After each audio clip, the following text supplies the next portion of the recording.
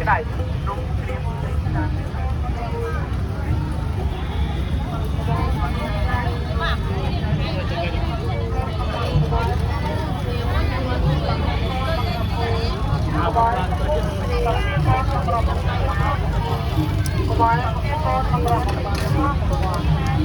bằng tia con bằng rộng bằng quan bằng rộng bằng quan bằng tia con bằng rộng bằng quan bằng rộng bằng quan bằng tia con bằng rộng bằng quan bằng rộng bằng quan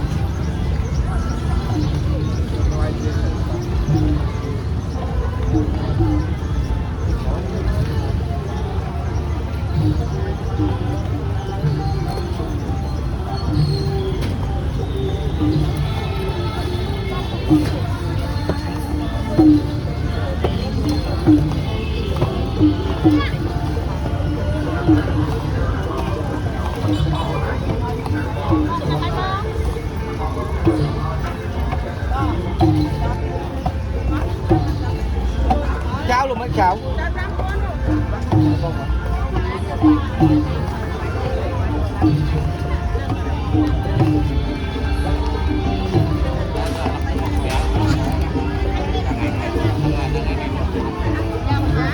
lắm hay chanh mặc gói nào lắm phi trong này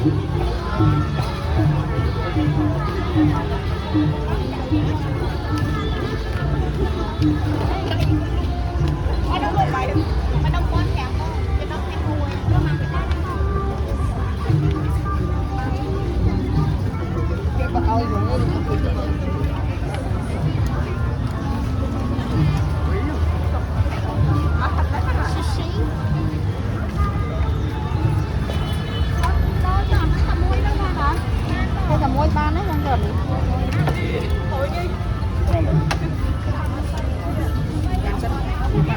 hấp dẫn.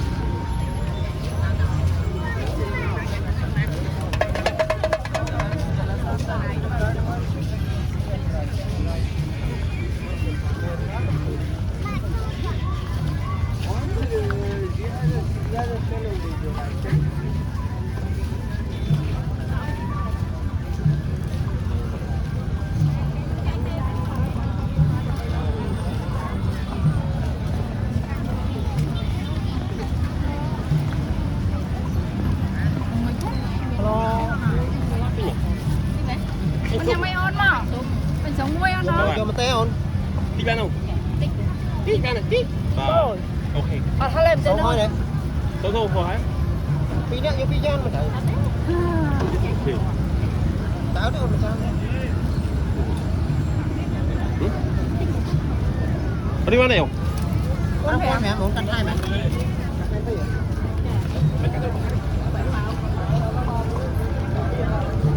Anh see how inside I don't know.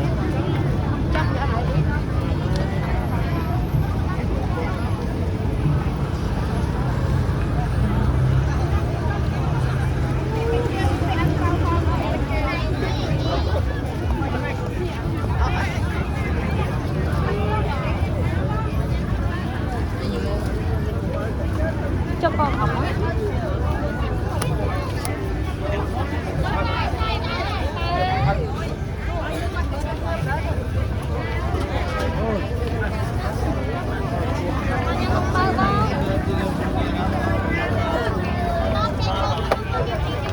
Ya baturan dah kan tadi tu.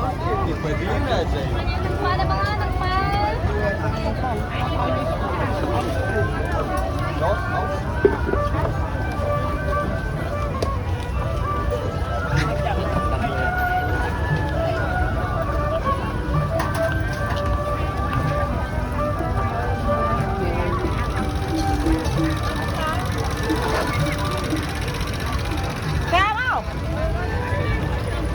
Nôn